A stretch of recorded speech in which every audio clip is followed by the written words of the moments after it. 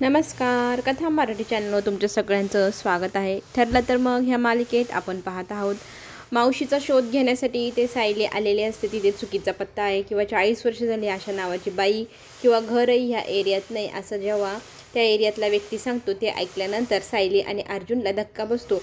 माझी आई मला मावशीचा पत्ता देते आणि तोही खोटा असं का, असा ती विचार करत असते. आता इकडे घरीही सगळेजण बसलेले असतात. अस्मिताचा नवरा आलेला असतो, त्यालाही छान नाश्ता देत असते अस्मिता आणि छान प्रकारे तिथे गप्पा गोष्टी चाललेल्या असतात. आज जावयाने इतक्या दिवसाने इतका मोठा वेळ काढला आहे, तोही फक्त आपल्या फॅमिलीसाठी. हे चांगलं वाटतं सगळ्यांना. अस्मिता तर म्हणते माझ्यासाठी तुम्ही आलात हेच खूप महत्त्वाचं आहे. आणि त्याच वेळेला इथे त्याचा फोन वाजू लागतो. आता फोन कुणाचा आहे म्हणून अस्मिता त्याला म्हणते बघ. ती हात लावणार त्याच वेळेला तो पटकन फोन उचलतो आणि तो फोन असतो साक्षी, म्हणजे आता नवीन समीरा सॅम. तो फोन तो बघतो आणि लगेच कट करून टाकतो. इकडे साक्षीला टेन्शन येतं, हा माझा फोन सतत कट का करत आहे.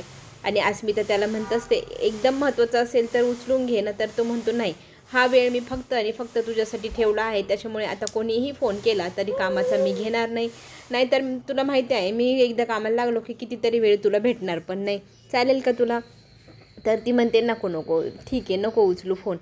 आणि सगळेजण तिला म्हणत असतात आता इतक्या वर्षांनी तुला इतका मोठा वेळ इथं तुझा नवरा देतो आहे, हाच एकदम महत्त्वाचा आहे. आणि त्याच वेळेला इथे तन्वी येते. 2 मोठ्या मोठ्या कपड्यांनी भरलेल्या बादल्या जड उचलून कणत कणत आलेली वाकलेली तन्वी सगळ्यांना दिसते आणि सगळेजण तिच्याकडे पाहून आश्चर्यचकित होतात. तर आजी सांगू लागते की खूप मोठा बदल आज आपल्याला पाहायला मिळणार. इथे आपली तन्वी छान कपडे धुवत आहे आणि ते वाळत कुठे घालायचं म्हणून ती विचारते. आजी म्हणते साधा मॅनर्स नाही तुला, कपडे वाळत घालण्यासाठी बाहेर जातात, तू घरात बादल्या घेऊन आलीस, जा बाहेर आणि वाळत घाल दोरीवरती आणि ते नीट झटकून वाळत घाल, नाहीतर त्यांना सुकू त्या तशाच असतील. मग ती बाहेर जाते. सगळ्यांना हसायला येत असतं आणि इथे प्रताप म्हणतो चांगला बदल घडवला आहेस आई तू इथे, मला खूप आवडला हा बदल. आणि सगळेजण हसत असतात.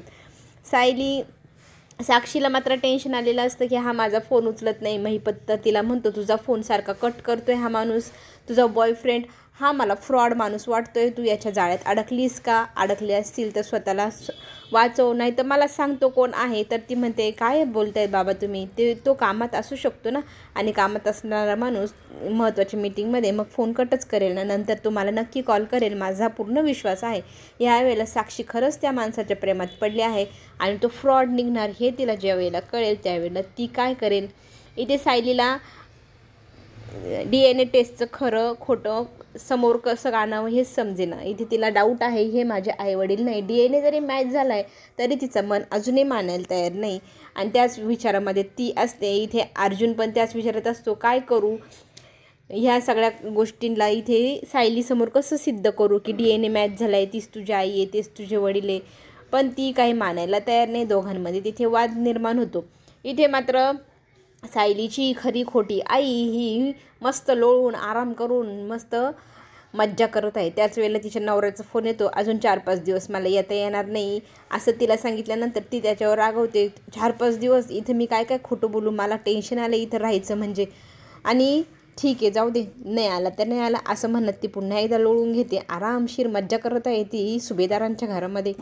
रात्री सगळेजण झोपलेले असताना इथे अस्मिताच्या नवऱ्याच्या फोनवर सॅम ह्या नावाने फोन आलेला असतो. तो फोन तो कट करतो. पुन्हा विचार करतो की जर फोन नाही उचलला तर बिचारीला काय वाटेल. ती फार टेन्शनमध्ये असते, हा माझा फोन सतत कट करतो. मग तो विचार करतो इथे अस्मिता गाढ झोपलेली आहे. मग अलगदपणे उठून मोबाईल घेऊन तो बाहेर जातो आणि बाहेर जाऊन तो साक्षीला फोन करतो. तिला सांगतो मी एकदम महत्त्वाच्या मीटिंगमध्ये होतो, तिथे मला फोन उचलता आलेला नाही, त्यामुळे मी आत्ता वेळ मिळाल्यावर लगेच तुला कॉल केला आहे. तर ती म्हणते त्याला चिडून की तुला एवढं पण मॅनर्स नाही, मी कितीतरी कॉल केले, काय केलं, तू साधा मेसेजही मला टाकू शकलेलं नाही. मला मेसेज तर टाकायचा, मी महत्त्वाच्या कॉलमध्ये आहे, मी नंतर तुझ्याशी बोलेल, माझ्या वडिलांना तुझ्याशी बोलायचं होतं, किती महत्त्वाचं होतं ते. तर तो म्हणतोय मला समजतंय पण माझी पण कामं महत्त्वाची आहे. तर ती त्याला म्हणते आपण दोघं रिलेशनमध्ये नाही, आपण फक्त फ्रेंड्स आहो हे मला माहिती आहे, पण मी जरा जास्तच पॉझिटिव्ह झाली आहे तुझ्या बाबतीत, सॉरी हां. तर तो म्हणतो मला आवडतं हे सगळं, तू जास्त पॉझिटिव्ह झाली आहे, आय लाईक इट असं म्हणत तिला तो गोड गोड प्रेमाच्या जाळ्यात अडकू लागलेला आहे. हा अस्मिताचा नवरा जरा जास्तच चालू दिसतोय आपल्याला. इकडे मात्र तो फोनवर बोलत असताना अर्जुन पाणी घेण्यासाठी खाली आलेला असतो.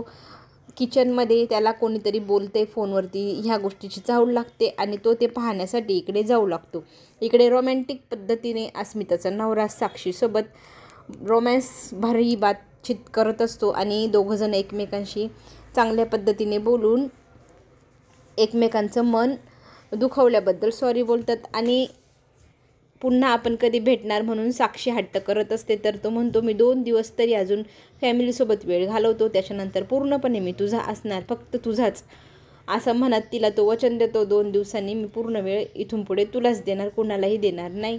आणि साक्षी मग ह्या गोष्टीला तयार होते, लवकर ये मला भेटायला असं सांगून मग ती फोन ठेवते. त्याच वेळेला इथे पाठीमागे अर्जुन उभा असतो. कुणाशी बोलते म्हणून आता तो प्रश्न विचारू लागतो. तर तो म्हणू लागतो अरे अमेरिकेचं टायमिंग माहिती आहे ना, ऑफिस टायमिंग, तिकडचे कॉल येत आहेत सारखे, मग मी तो कॉल अटेंड करण्यासाठी बाहेर आलो. जर मध्येच बोललो असतो तर तिथे अस्मिताची झोप मोडली असती, ती किती प्रश्न विचारते माहिती आहे ना तुला. आणि मग तो म्हणतो हो बाबा, बायकांचं तर फारच मोठा इश्यू आहे, मी समजू शकतो, असं म्हणत तो त्याला गुड नाईट करून झोपायला जायला सांगतो. इथे आता याने अर्जुनलाही वेड्यात काढलेलं आहे. पुढे आपल्याला असं पाहायला मिळेल की सायलीला झोपेमध्येही तेच भास होत असतात जे लहानपणीचे गोष्टी असतात. आई तिच्या मागे धावते, ती पुढे पुढे पळते, आईबाबांसोबत ती केक कापते, आई तिला केक भरवते, दोघीजणी मिळून बाबांना केक भरवतात. हे सगळ्या स्वप्नातल्या दृश्यांनी इथे सायली घाबरून जोरात ओरडून उठते की आई आई, आणि तिच्या आवाजाने इथे अर्जुन पण जागा झालेला असतो. सेम इकडे तिच्या आईलाही तीच चावू लागली की मला माझी लेक आवाज देते असं कानावरती भास होतोय. मग रविराज तिला समजून सांगतो सगळं काही ठीक आहे, जुन्या आठवणी तुला आठवत आहेत म्हणून त्रास होतोय ना, झोप. मग तिला तो पाणी पाजून झोपायला लावतो. इथे अर्जुन सायलीला विचारत असतो तुला काय झालं आहे, तर ती सांगू लागते मला ते लहानपणीची स्वप्न आठवत आहे. तर अर्जुन तिला म्हणतो तुला सारखं दिवसभर जो विचार मनात असतो तोच स्वप्नात दिसतोय, बाकी काही नाही. तर ती म्हणते नाही, हे स्वप्न माझ्या लहानपणापासून मला पडतंय. तर त्याच्यावरती रागवते आणि त्याच्यावर ती चिडून त्याला झोपायला सांगते. दुसऱ्या दिवशी इथे तन्वीचा वाढदिवस असतो, पण का कुणास ठाऊक प्रतिमा तो केक उचलते, तन्वीला न भरवता ती सायलीला भरवते आणि सायली तिचा हात तसाची तसा धरून बाबांना केक भरवायला जाते. तेच दृश्य, तेच सगळं. आता इथे सायली भांबवून गेली. भूतकाळ आणि भविष्यकाळ आणि वर्तमान काळ यांच्यात ती गुरफटली आहे. चला तर मग आपण पुन्हा भेटू. धन्यवाद.